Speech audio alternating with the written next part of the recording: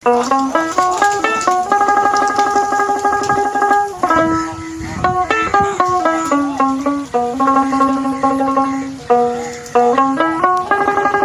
দর্শক, দেশ ও দেশের বাইরে যেখান থেকে প্রতিবেদন দেখছেন সবাই দেখেন আন্তরিক শুভেচ্ছা। বন্ধুরা, আজ দেখাবো আমার এক কাকার কবুতরের খামার। শখ করে সে কবুতর পালন করে থাকে। আজকে তার কবুতরের খামারে কি কি জাতের কবুতর আছে এবং কতদিন আগে তার কবুতর ফেলেছেন সেই সব নিয়ে আলোচনা। আসসালামু আলাইকুম কাকা। কাকা ভালো আছেন?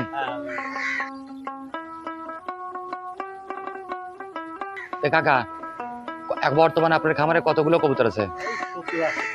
70-80 পিস, তাহলে 30 জোড়া। আপনি কতদিন আগে কবুতর পালন শুরু করেছিলেন? কয় বছর?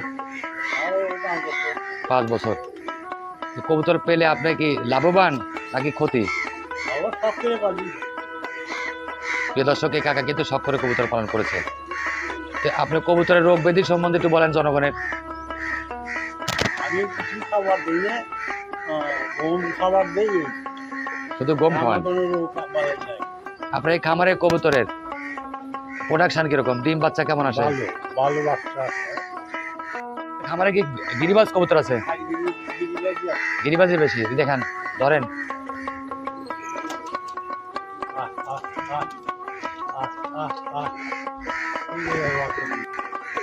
প্রিয় দর্শক, কাকার এই কবুতরের খামারটি সে শখের বসে করেছে।